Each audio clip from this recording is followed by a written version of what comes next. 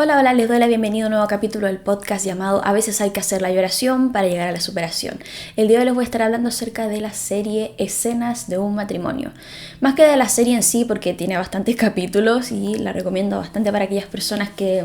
quieran tener un tiempo libre, quieran reflexionar acerca de temas de pareja, matrimonio, personas que estén en matrimonio, quizás personas que a lo mejor no lo están pasando muy bien en un matrimonio, quizás no la recomiendo tanto, a no ser que estén en un proceso de apertura a darse cuenta de que hay cosas que a lo mejor en su relación matrimonial o relación de pareja hay cosas que no están funcionando bien. Así que después de haber hecho esa breve introducción o recomendación o advertencia, por decirlo de cierta forma, les voy a contar acerca de las cosas que les voy a estar hablando sobre esa serie, porque no va a ser la serie en su totalidad, sino que son 4 puntos que creo que son importantes a conversar respecto a esta serie. Hay muchos más, por supuesto. Hay cosas que no voy a hablar que tienen que ver con temáticas de relaciones abiertas, poliamor y ese tipo de cosas, porque la verdad es que ese ya es otro tema que la verdad es que me puedo explayar en eso, pero no tenía ganas. Así que eso lo haré otro día. Por si tú no me conoces, nunca me has visto por este medio de comunicación, sí. Mi nombre es Marisol Lau, soy psicóloga clínica y también terapeuta de familia y pareja, actualmente cursando un máster en sexología. Si tú me estás escuchando en este momento, no sé dónde, al momento de grabar este video me encuentro en Sevilla, España, pero soy originalmente de Chile. Dicho esa pequeña aclaración, porque como digo, no sé si es primera vez que me escuchas, comentarte también que en general en este tipo de formato suelo ser mucho más relajada. No es que en el contexto de trabajo no sea relajada, pero me doy muchas más libertades en cuanto a la forma de hablar, de explayarme, ese tipo de cosas. Así como para que pienses, no para que pienses, para que te digas si vas a estar en un espacio psicoterapéutico conmigo.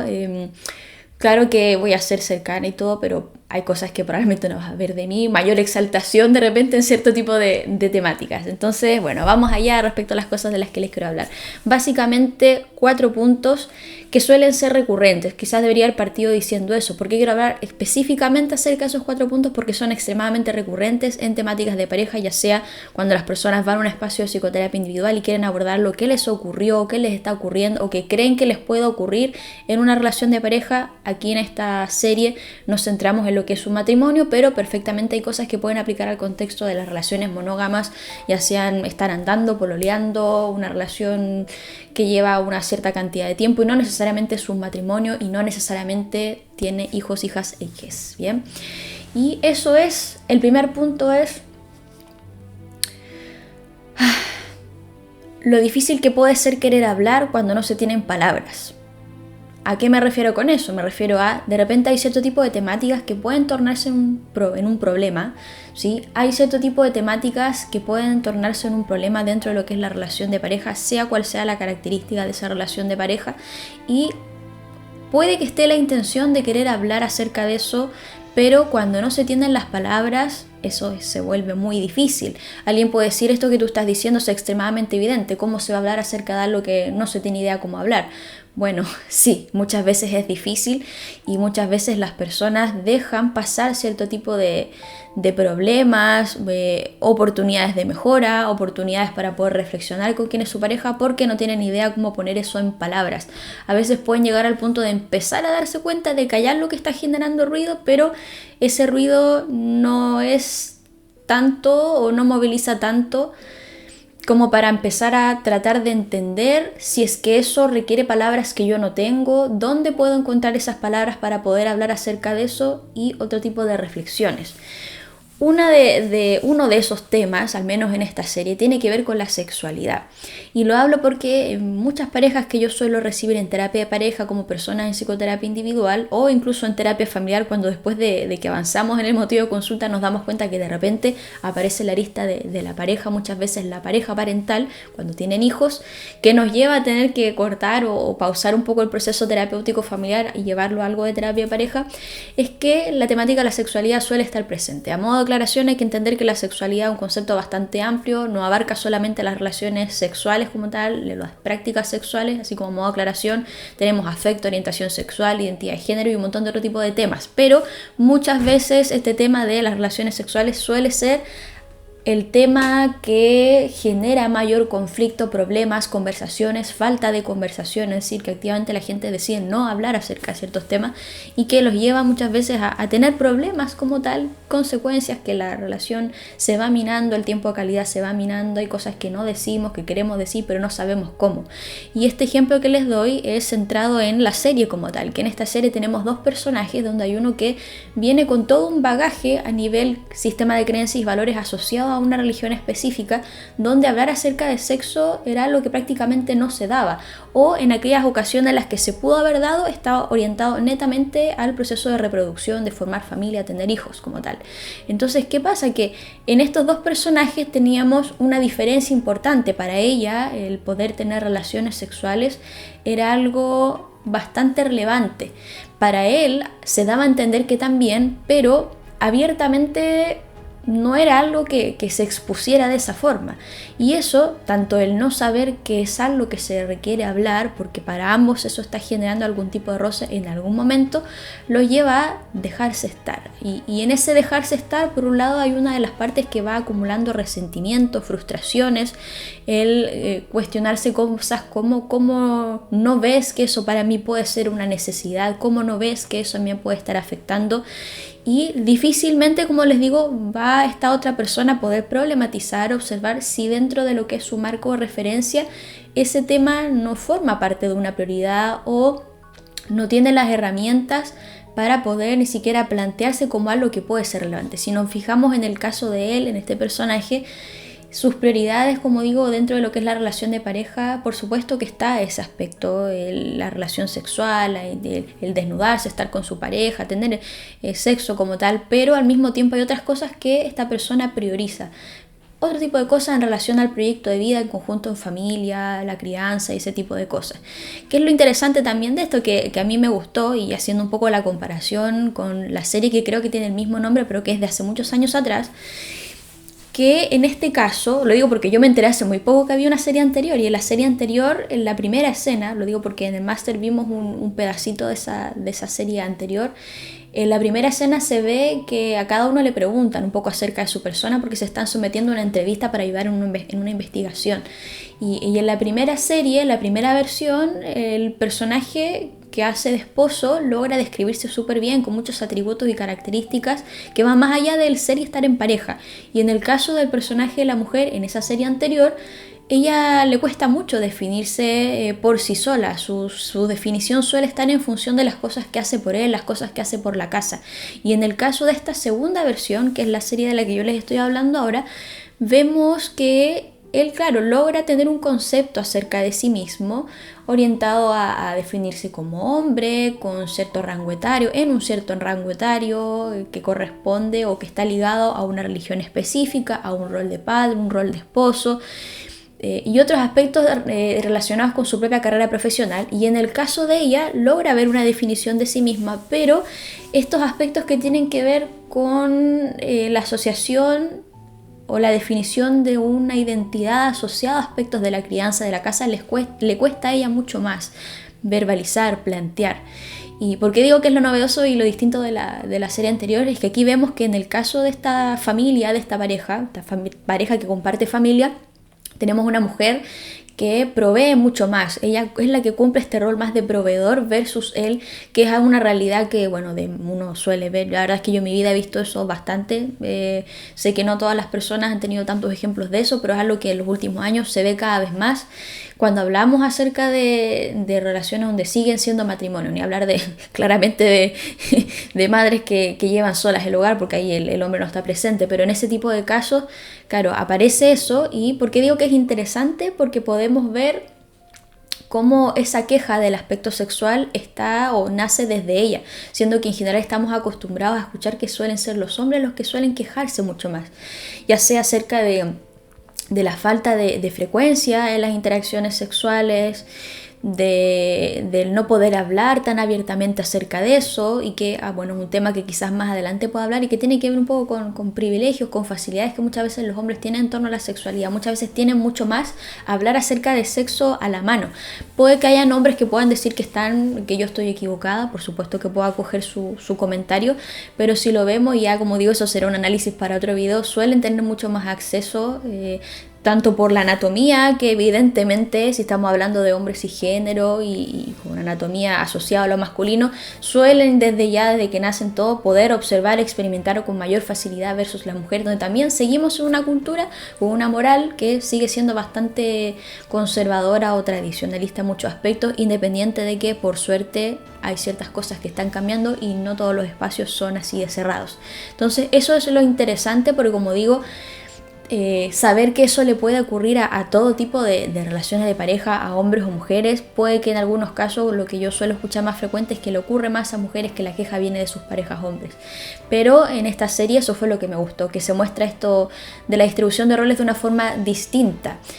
Como digo, no como algo que nunca haya visto, porque no he tenido hartos ejemplos de eso a lo largo de mi vida, pero en general las series suelen estar más orientadas al otro tipo de ejemplo. ¿Qué otra cosa les puedo comentar? Sobre esto de lo difícil que puede ser hablar cuando no hay palabras, es que justamente ellos nunca habían hablado acerca de eso abiertamente. Cada uno tenía cosas, problemáticas, cuestionamientos a resolver. Lo que me gusta de la serie también es que vemos todo un proceso con una problemática específica que tiene que ver con la infidelidad, entonces podemos ver cómo son ellos como personajes al principio, iba a decir al principio de la serie, claramente tiene un principio y un final, pero mediados de la relación ya con una hija como tal, y después vemos cuando ya hay una infidelidad y todo lo que pasa después, entonces los vemos como con meses de diferencia, creo que incluso años de diferencia, y eso permite observar todo ese análisis que cada uno pudo hacer, donde por un lado en esta imposibilidad, o más que imposibilidad, esta dificultad de poder hablar acerca de este tema, aparece el que cada uno tuvo que observar. Si por un lado estaba que él en muchas ocasiones se sentía abrumado, un poco inferior por todas estas experiencias sexuales que había tenido su pareja, en ese momento esposa, previo a estar con él, y eso es algo que él no tenía muy reflexionado, y que después él reconoce abiertamente que era algo que le generaba un poco de dificultad para poder hablar acerca del tema, un poco de esta idea: ¿cómo voy a hablar con esta persona?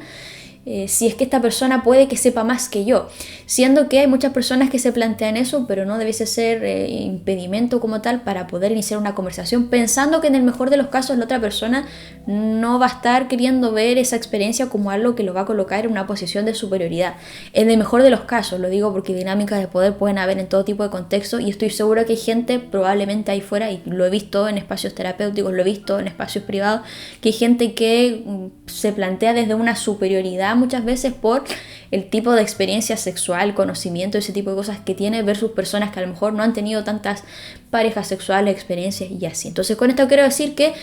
asociado a aquello que nos puede costar hablar, eso puede responder a una historia, a nuestras creencias, a toda la historia, a lo que hay detrás de esos temas que son específicos y que para algunas parejas puede ser difícil.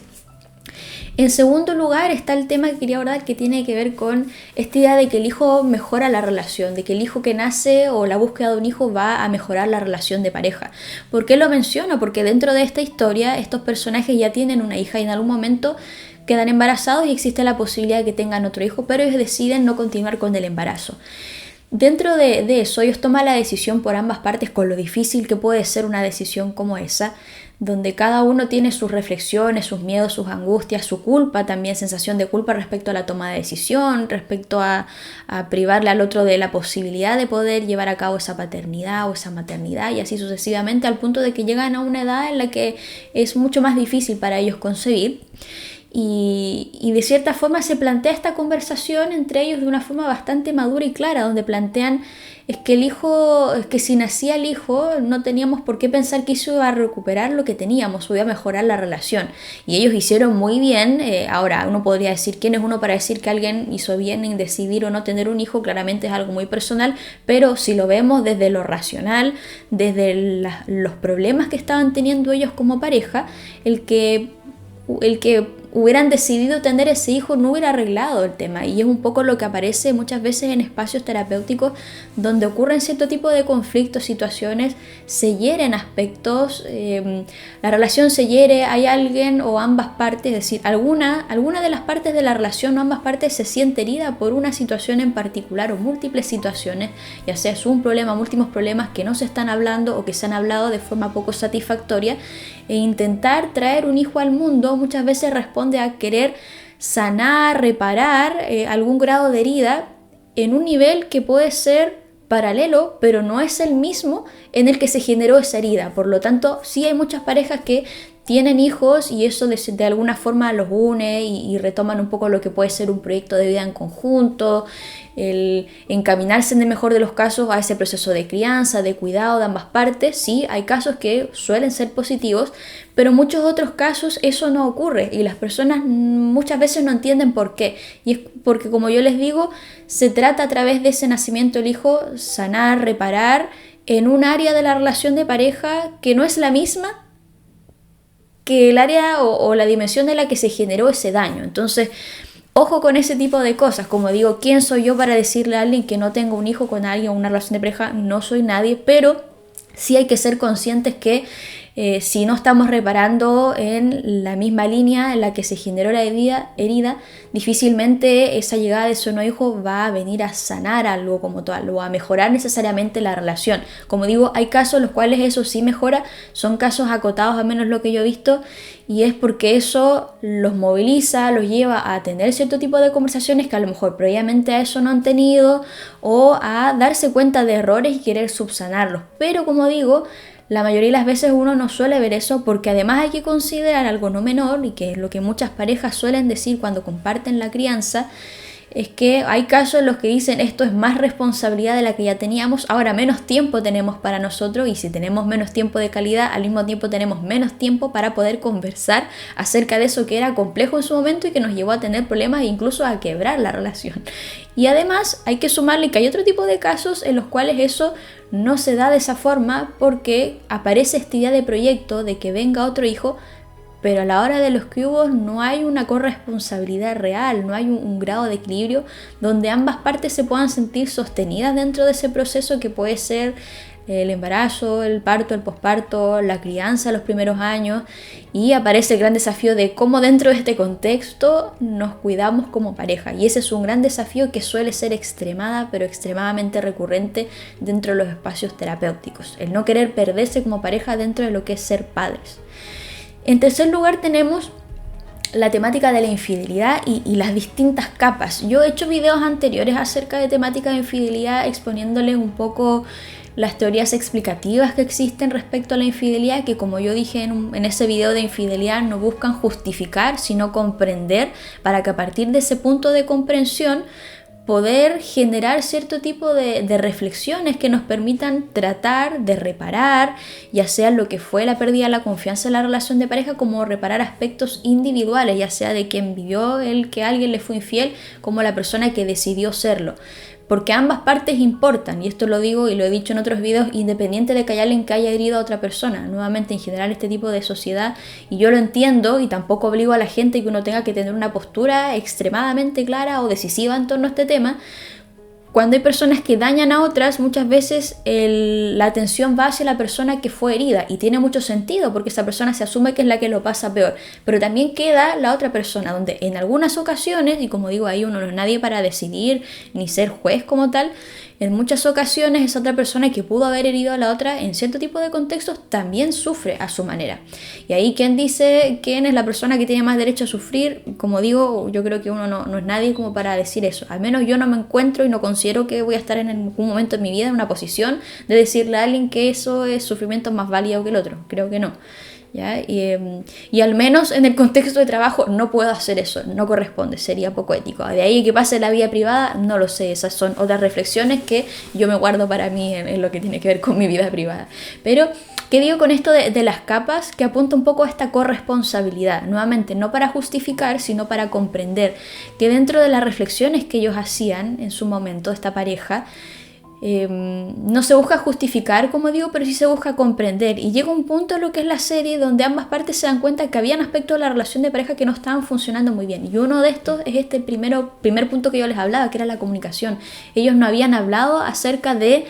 qué es lo que les pasaba a cada uno con el aspecto sexual, la necesidad que ella siente de poder tener mayor intimidad sexual, no saber cómo pedirlo, porque al pedirlo lo siente que está presionando, que está exigiendo. Por otro lado, la otra persona que no logra entender cómo es que este tema es tan relevante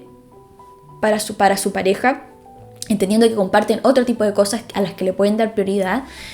Y al mismo tiempo las culpas asociadas, donde, como digo, no justifica, pero ninguno de los dos se siente lo suficientemente capaz de plantear abiertamente: me está pasando esto. Y en el caso de ella, me está pasando esto, no me estoy sintiendo vista porque tú,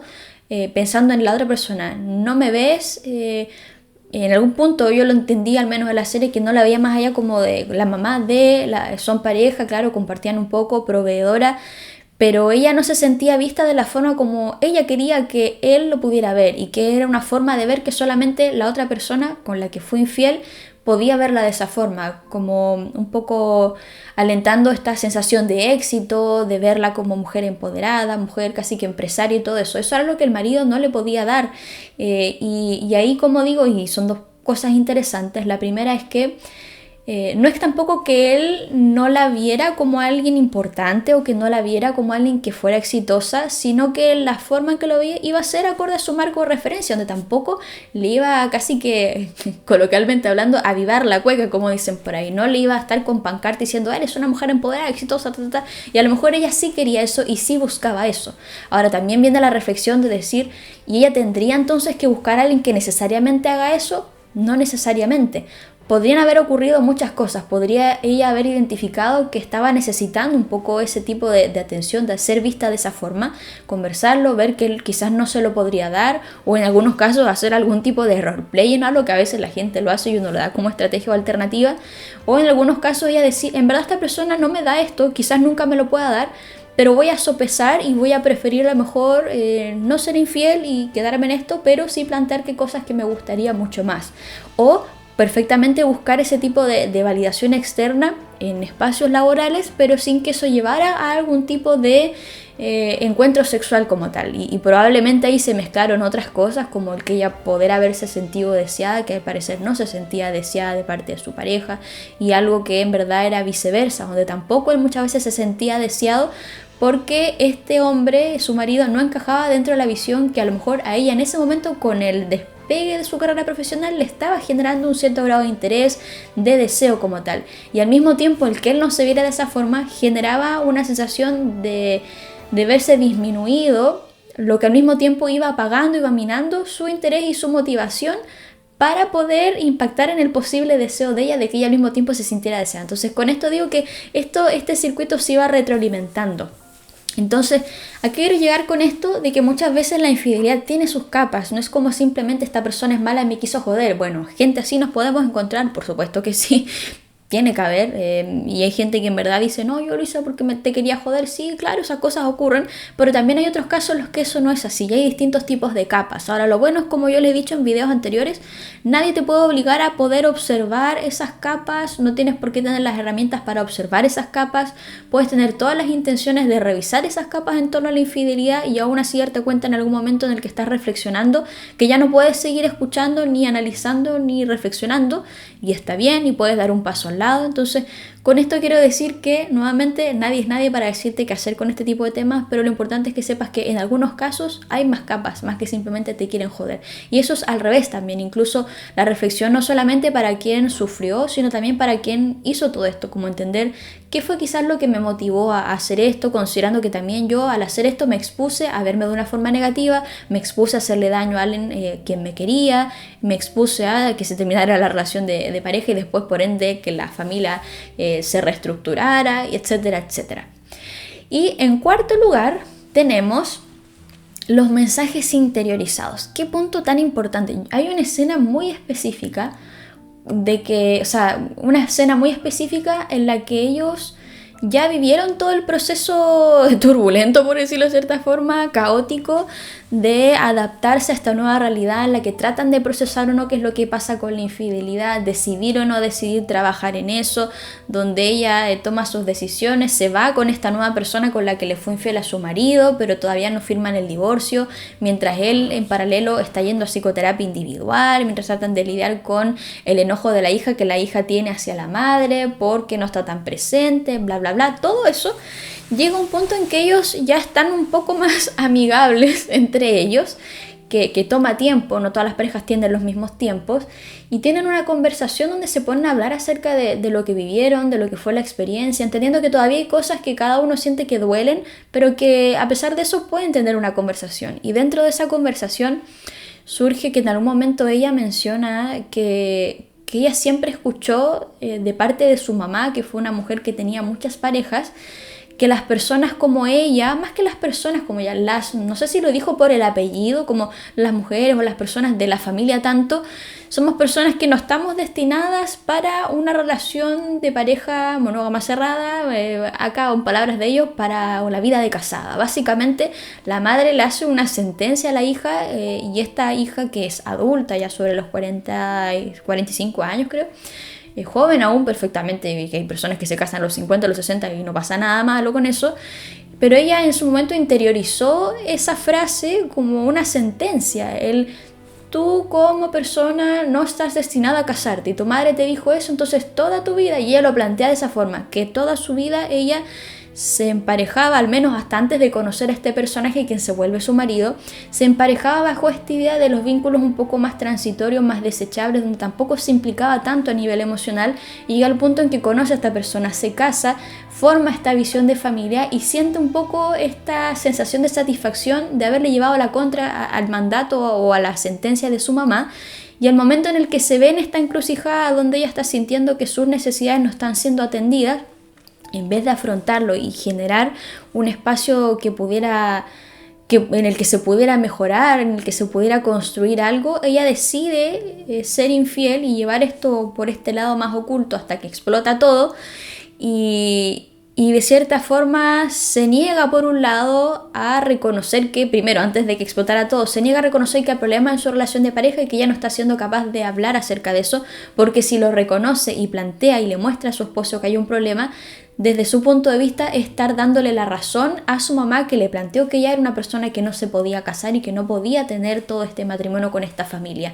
Y por otro lado, desde el momento, que es como bastante contradictorio, son ambas partes, desde el momento en que esta persona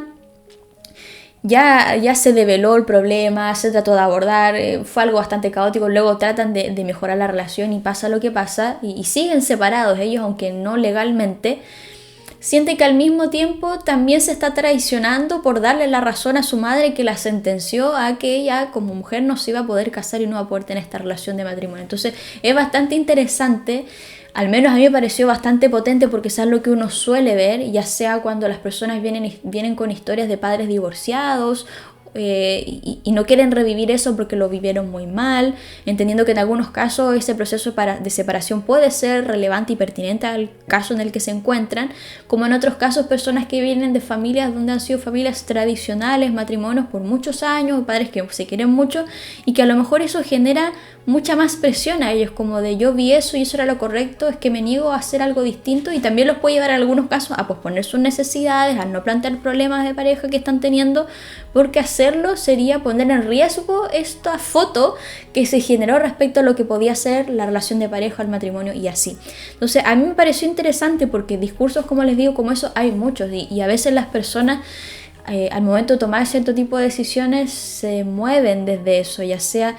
le quiero ser leal a esta persona o a estas personas o a estas creencias, o en otros casos quiero ser desleal, pero en ambos casos me estaré transgrediendo a mí misma como persona, a mis propios límites, sí, no. La mayoría de las veces las personas no se dan o no nos damos cuenta hasta que nos encontramos en la situación o una vez que esto ya ocurrió, y después podemos tener esa reflexión retrospectiva respecto a lo que nos pasó y poder observar que, oye, mira, esto tiene mucho sentido porque yo había escuchado a mi familia que tal y tal cosa es una creencia que a lo mejor yo quiero ir dejando de lado, pero me cuesta, no sé hacerlo. A veces son cosas que surgen en espacios terapéuticos y uno revisa eso. Lo digo porque yo me dedico a esto claramente, pero también me he encontrado con personas que ese tipo de conexiones o reflexiones las sacan de otro tipo de reflexiones con otras personas, no necesariamente profesionales, amistades, familiares, personas que se dedican a otras cosas, etc. Entonces lo digo pensando en que, como he dicho en videos anteriores, claramente yo les vengo a hablar de lo que yo conozco y de lo que hago, pero eso no significa que todas las personas van a descubrir estas cosas necesariamente solamente en espacios como la terapia de pareja, la terapia familiar o la psicoterapia individual, así como aclaro. Y eso, entonces también esto de los mensajes interiorizados que ocurren en la familia de origen, yo creo que también son puntos importantes. Yo lo centré en el ejemplo que salía de este personaje que era la mujer en la relación de pareja heterosexual, porque fue el más evidente, porque fue como literalmente, ahí se había cortado el video, que decía, ay sí, mi mamá me dijo tal cosa, pero hay otras cosas que claramente aparecen de una forma mucho más indirecta, como en el caso de él. Esta idea de separarse para él era impensable, era lo como que realmente no podía hacer porque él venía y había visto su visión de familia de origen, donde era la relación totalmente constituida, entre comillas, y también eso hace que para él sea difícil tomar una decisión como separarse, siendo que realmente eso lo estaba privando de tener nuevos vínculos, en los que después sí se puede sentir mucho más satisfecho como tal. Y es interesante porque hay una escena muy potente, encuentro yo, donde este personaje está en el auto con su mamá una vez que el papá fallece.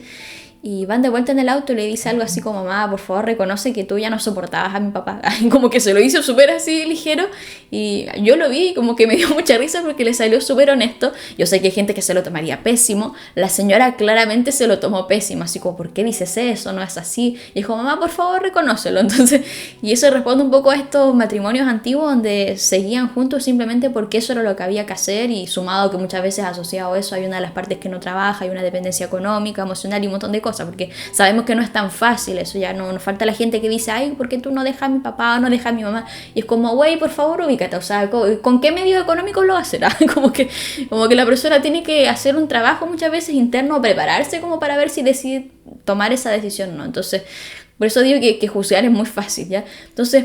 y lo centraba aquí porque así como están estos mensajes interiorizados sobre la construcción del matrimonio, los tipos de relaciones, también pueden haber acerca de otras cosas, como el qué tan merecedor puedes ser tú de cariño, de afecto, qué es eso lo que se supone que a lo que tú puedes acceder, a lo que puedes aspirar, lo que puedes desear versus lo que no, y así. Con esos 4 puntos voy a terminar el video. Creo que fueron 4 puntos súper concisos. Se los planteé nuevamente como les dije al principio porque son temas que son extremadamente recurrentes. Y yo creo que nadie está, como dicen, nadie está libre. Nadie está libre. Yo creo que nadie está libre, y en el pasado quizás ninguno hemos estado libres. O sea, yo con esto que les digo, algunos de estos aspectos también me han tocado en la vida personal, cosas que no puedo hablar o que no sé hablar porque no he tenido de dónde hablarlo. En mi caso, así a modo personal, no lo llevo en cuanto al tema de la sexualidad. Lo podría llevar más a nivel emocional, de las necesidades emocionales, que también suele ser algo extremadamente recurrente. Cuando tú a lo mejor no tienes un vocabulario de emociones, no sabes si es algo de lo que se puede hablar, no sabes cómo hablarlo, el estigma que puede ir asociado. Entonces hay muchos temas que, como digo, esto y de por qué hago el video también, siempre es para sembrar una semillita, como dicen por ahí, de curiosidad, de interrogantes como tal, y de cosas que a uno le pueden ocurrir o le pueden servir en cualquier momento de su vida. Yo en este capítulo, como les dije, me centré en esta serie porque yo lo pasé muy bien viéndola, hace mucho tiempo que la quería ver, y aquí unos amigos me facilitaron HBO y por eso la vi. Pero la verdad es que esto es extrapolable a muchos tipos de relaciones distintos. Y finalmente, como yo les decía al principio, cosas de las que no hablé, temas de relaciones poliamorosas, porque hay unos personajes que son amigos de esta pareja, que se plantean estar en una relación poliamorosa, todo lo que implica un proceso de duelo al momento de dejar de estar con una de las personas con las que están en la relación poliamorosa, que estaban como en un segundo plano, y todo eso es todo un desafío, y como muchas veces se plantea esto de las relaciones poliamorosas para evitar posibles infidelidades, entendiendo que no todas las personas les acomoda más o menos lo que es la monogamia, y la visión se muestra también de cómo lo ve esta pareja heterosexual monógama cerrada. Es bien interesante por ese lado, o sea, ay, mi ojo. Con esto quiere decir que hay más cosas que podemos sacar de la serie, pero yo solamente me quise centrar en esas y probablemente más adelante, respecto a otro tema o algo así, les puedo seguir hablando acerca de esas cosas. Dicho esto, espero que les haya gustado el video. Si tienen alguna pregunta, no duden en hacérmela llegar y ya nos estaremos viendo en un próximo capítulo. Adiós.